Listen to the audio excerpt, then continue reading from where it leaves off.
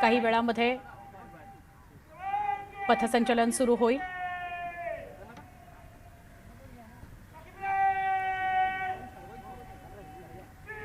झेंडावंदनाचा कार्यक्रम झालेला आहे आणि आतमध्ये यावं साहेब, परेड सुरू होईल थोड्या वेळात। आपण मुंबईतली ही दृश्य बघतोय। मुंबईमध्ये शिवाजी पार्क परिसरात मुख्यमंत्री देवेंद्र फडणवीस पोहोचलेले आहेत आणि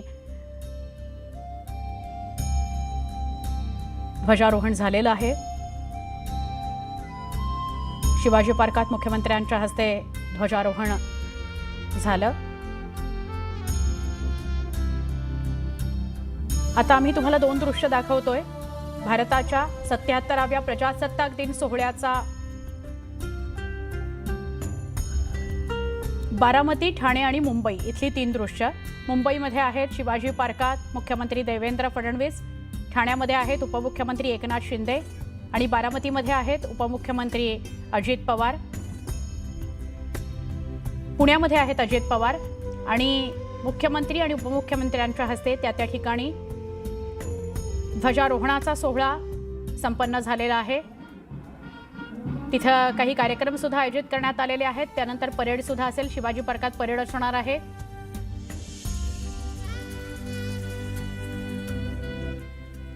मुंबई, पुणे आणि ठाण्यातली दृश्य। मुख्यमंत्री आणि दोन्ही उपमुख्यमंत्र्यांच्या हस्ते ठाणे, पुणे, मुंबईमध्ये ध्वजारोहण झालेलं आहे आणि त्यानंतर मुख्यमंत्र्यांच्या उपस्थितीत थोड्याच वेळामध्ये पथसंचलन होईल शिवाजी पार्कामध्ये। आणि पुण्यामध्ये अजित पवार आणि ठाण्यामध्ये एकनाथ शिंदे हे प्रजासत्ताक दिनाच्या ध्वजारोहण सोहळ्यामध्ये भाषण करत आहेत, संवाद साधत आहेत। मुंबईमध्ये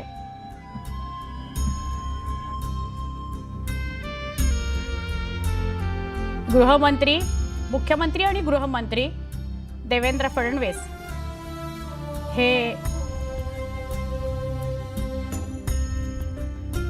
आपली जी दलं आहेत, आपले मुंबई पोलीस असतील किंवा मुंबईमध्ये तत्पर सगळ्या सुरक्षा यंत्रणा असतील, त्यांना जीपमधनं, ओपन जीप आहे आणि त्या ओपन जीपमधनं फिरून त्यांना सेल्यूट करतायत।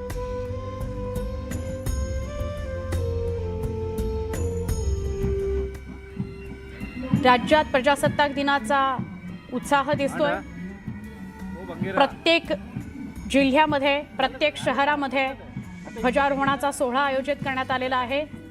अनेक गृहसंकुलं, शाळा, महाविद्यालय इथं सुद्धा प्रजासत्ताक दिन साजरा केला जातोय, ध्वजारोहण केलं जात आहे।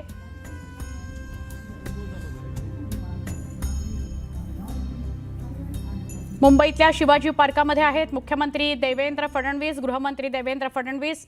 ठाण्यामध्ये आहेत उपमुख्यमंत्री एकनाथ शिंदे, पुण्यामध्ये आहेत उपमुख्यमंत्री अजित पवार। यांच्या हस्ते ध्वजारोहणाचा सोहळा पार पडला। त्यानंतर ठाण्यामध्ये एकनाथ शिंदे आणि पुण्यामध्ये अजित पवार बोलतायत।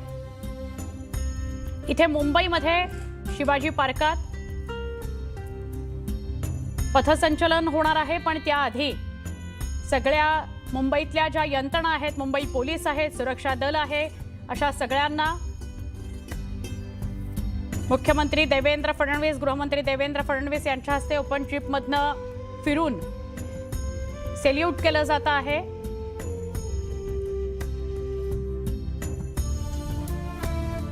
सतत मुंबईतल्या, महाराष्ट्रातल्या जनतेच्या सुरक्षेसाठी तत्पर असणाऱ्या यंत्रणांप्रती एक आत्मीय भाव प्रकट करण्याकरता अशा प्रकारे मुख्यमंत्री आणि उपमुख्यमंत्र्यांचा ओपन जीपमधून एक फेरी असते। अनेक शासकीय कार्यक्रमांच्या दरम्यान अशा प्रकारे आपल्याला फेरी बघायला मिळेल। मुख्यमंत्र्यांची, उपमुख्यमंत्र्यांची किंवा जे संविधानिक पदावर आहेत त्या सगळ्यांची आपल्या सुरक्षा यंत्रणांप्रती आत्मीय भाव प्रकट करण्याकरता याचं आयोजन केलेलं असतं। मुख्यमंत्री देवेंद्र फडणवीस आपल्याला शिवाजी पार्कामध्ये दिसत आहेत। ध्वजारोहणाचा कार्यक्रम झाला, त्यानंतर एक सॅल्यूट फेरी झाली मुख्यमंत्र्यांची आणि आता पथसंचलन सुद्धा होईल आणि अनेक जे वेगवेगळ्या यंत्रणांमधले मान्यवर असतात, ज्यांनी उत्कृष्ट अप्रतिम अशी कामगिरी केलेली असते, त्यांचा सन्मान सुद्धा अनेकदा अशा कार्यक्रमांमध्ये होतो। आपल्याला आत्ता जी दृश्य दिसत आहेत ती आहेत शिवाजी पार्कातली। मुख्यमंत्री देवेंद्र फडणवीस यांच्या हस्ते ध्वजारोहण झालं आणि त्यानंतर त्यांच्या समोर पथसंचलन होईल। पुण्यामध्ये आहेत उपमुख्यमंत्री अजित पवार, ठाण्यामध्ये आहेत उपमुख्यमंत्री एकनाथ शिंदे। 77वा प्रजासत्ताक दिन महाराष्ट्रात नव्हे देशभरामध्ये साजरा होतो आहे।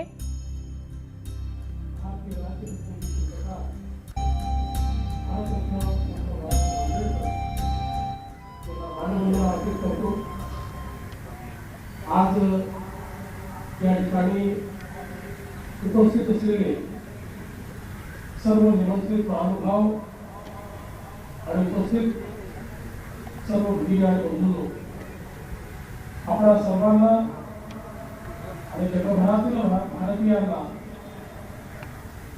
प्रजासत्ताक दिनाच्या मी मनपूर्वक शुभेच्छा देतो।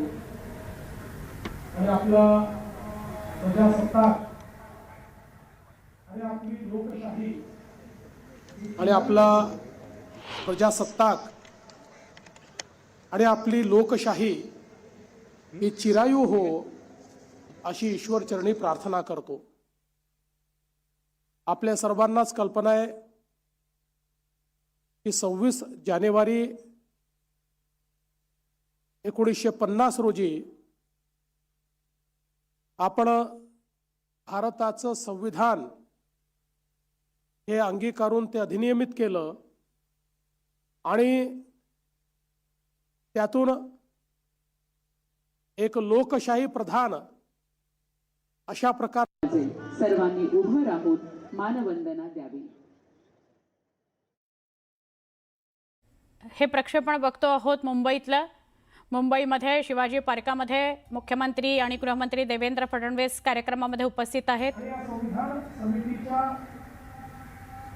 सर्व सदस्यांच्या प्रती मी कृतज्ञता व्यक्त करतो, त्यांचे आभार व्यक्त करतो की जगातलं सर्वोत्तम संविधान हे त्यांनी आपल्या भारताला दिलं।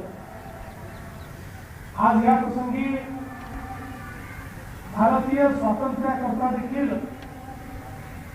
ज्या स्वातंत्र्य संग्राम सेनानींनी बलिदान दिलं, त्यांनी हाल अपेक्षा सोसल्या, त्या सर्व स्वातंत्र्य संग्राम सेनानींची देखील आठवण काढत त्यांच्याही चरणी मी नतमस्तक होतो।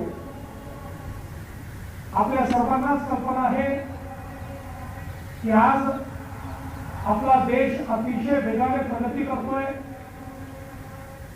जगातल्या तिसऱ्या मोठ्या अर्थव्यवस्थेकडे आपली वाटचाल सुरू आहे। देशाचे माननीय प्रधानमंत्री महोदय यांच्या नेतृत्वात एक जगातील महत्वाचा देश, महत्वाची अर्थव्यवस्था म्हणून आज भारताकडे पाहिलं जातं आणि हे सगळं आपण या ठिकाणी करू शकलो याचं एकमेव कारण आपल्या भारताची लोकशाही आणि भारताचं संविधान आहे। आपल्या भारताचं संविधान तयार करताना भारतरत्न डॉक्टर बाबासाहेब आंबेडकरांनी प्राचीन भारतीय मूल्य याचा समावेश या संविधानात केला।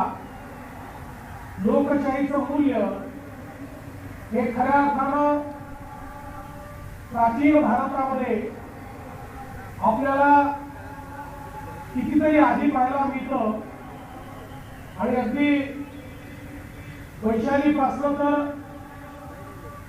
अनुभव घटकांपर्यंत एक मोठी वाटचाल ही लोकशाही तत्वांची भारतीय जीवन व्यवस्थेत आणि जीवन पद्धतीत आपल्याला पाहायला मिळते, जी मॅग्ना कार्टाच्या कितीतरी आधी या भारताने अंगीकारली होती. स्वातंत्र्य, समता, बंधुता ही तत्व, भारतीय तत्व जी या संविधानामध्ये आपल्याला पाहायला मिळतात. भगवान गौतम बुद्धांनी जी बंधुता सांगितली, त्या बंधुतेचा आविष्कार आपल्याला या संविधानामध्ये पाहायला मिळतो. आणि म्हणून जगभरातल्या संविधानाचा अभ्यास केल्यानंतर भारतीय तत्वांवर आधारित आणि जगातील उत्तम अशा प्रकारच्या व्यवस्थांचा समावेश करत एक अतिशय सुंदर अशा प्रकारचे संविधान हे आपल्या भारताला देण्याचं काम भारतरत्न डॉक्टर बाबासाहेब आंबेडकर आणि आपल्या संविधान समितीने केलं. आज याच संविधानाच्या अंतर्गत काम करत असताना आपला महाराष्ट्र जी संतांची भूमी आहे, जी वीरांची भूमी आहे, छत्रपती शिवरायांनी त्या भूमीला स्वाभिमान शिकवला. त्या भूमीमध्ये आज आपण पाहतोय की देशाच्या विकासाचं इंजिन म्हणून आपला महाराष्ट्र अतिशय चांगल्या पद्धतीनं काम करतोय. आणि नुकतंच दावोस येथे जी काही वर्ल्ड इकॉनॉमिक फोरम झाला, त्या ठिकाणी महाराष्ट्राने 30 लाख कोटी रुपयाची गुंतवणूक त्याचे करार संपन्न केले. आणि महाराष्ट्र थांबणार नाही, तो पुढेच जात राहील अशा पद्धतीनं महाराष्ट्राची वाटचाल अधोरेखित केली. या गुंतवणुकीचा सगळ्यात महत्वाचा जर काही परिणाम असेल तर महाराष्ट्राच्या सर्व भागांमध्ये आज गुंतवणूक येते. विदर्भ असो, मराठवाडा असो, उत्तर महाराष्ट्र असो, पश्चिम महाराष्ट्र असो, मुंबईचा कोकण असो, सर्व भाग हे महाराष्ट्राच्या विकास गंगेचे भाग होत आहेत. आणि मोठ्या प्रमाणात सर्व भागामध्ये रोजगार निर्मितीचं काम हे सरकारच्या माध्यमातून सुरू आहे. महाराष्ट्रामधला आमचा शेतकरी सुखावला पाहिजे या दृष्टीनं देखील महाराष्ट्र सरकारने सातत्याने भूमिका घेतली. आणि ज्या ज्यावेळी शेतकरी अडचणीत आला त्या त्यावेळी शेतकऱ्यांना भरघोस मदत करण्याचं काम देखील महाराष्ट्र शासनाच्या वतीनं झालं. आणि आता पुढच्या टप्प्यामध्ये दुष्काळमुक्त महाराष्ट्राकडे वाटचाल करत नदी जोड प्रकल्पाच्या माध्यमातून महाराष्ट्राच्या कानाकोपऱ्यामध्ये पाणी पोचवून शेतकऱ्यांना सुजलाम सुफलाम करण्याचा प्रयत्न हा आपल्या शासनाच्या माध्यमातून केला जाणार आहे. पायाभूत सुविधांच्या बाबतीत महाराष्ट्र नवनवीन विक्रम करताना आपल्याला पाहायला मिळतोय. मुंबईतलं एमएमआर रिजन मधलं इन्फ्रास्ट्रक्चर असो की समृद्धी महामार्ग किंवा होऊ घातलेला शक्तीपीठ महामार्ग असो, प्रत्येक पायाभूत सुविधेचा प्रकल्प हा नवीन विक्रम स्थापित करणारा अशा प्रकारचा प्रकल्प आहे. एकीकडे पायाभूत सेवा सुविधांसोबतच समाजातले जे वंचित घटक आहेत, अनुसूचित जातीचे, अनुसूचित जमातीचे, यांच्याकरता देखील विशेष योजना तयार करून विकासाच्या मुख्य धारेमध्ये त्यांना आणण्याचं काम हे शासनाच्या वतीनं सातत्याने सुरू आहे. ग्रामीण भागामध्ये प्रधानमंत्री आवास योजनेच्या माध्यमातून 30 लाख घरं बांधकाम सुरू आहे. आणि हा देखील एक नवीन विक्रम या ठिकाणी आपण प्रस्थापित केला आहे. यासोबत शेतकऱ्यांकरता सौर कृषी वाहिनी आणि सौर ऊर्जेवर चालणारे पंप यामध्येही देशामध्ये महाराष्ट्राने पहिला क्रमांक घेतलाय आणि त्यामध्ये जागतिक विक्रम देखील महाराष्ट्राने तयार केलाय। एकूणच लाडकी बहीण योजना असेल, शेतकऱ्यांकरता मोफत विजेची योजना असेल, विविध योजनांच्या माध्यमातून समाजातल्या प्रत्येक घटकाचा विकास करण्याचा प्रयत्न हा शासनाच्या माध्यमातून चाललाय आणि निश्चितपणे येत्या काळामध्ये महाराष्ट्र भारताच्या अर्थव्यवस्थेचा कणा म्हणून या ठिकाणी कार्य करेल हा विश्वास मी व्यक्त करतो। पुन्हा एकदा आजच्या प्रजासत्ताक दिनाच्या मी सर्वांना शुभेच्छा देतो। महाराष्ट्र थांबणार नाही, महाराष्ट्र गतिशील राहील आणि भारताच्या संविधानाने ज्या प्रकारची व्यवस्था आम्हाला दिलेली आहे त्यामुळे महाराष्ट्र प्रगतीकडे सातत्याने झेपावत राहील अशा प्रकारचा विश्वास व्यक्त करून मी माझे 2 शब्द संपवतो। जय हिंद, जय महाराष्ट्र।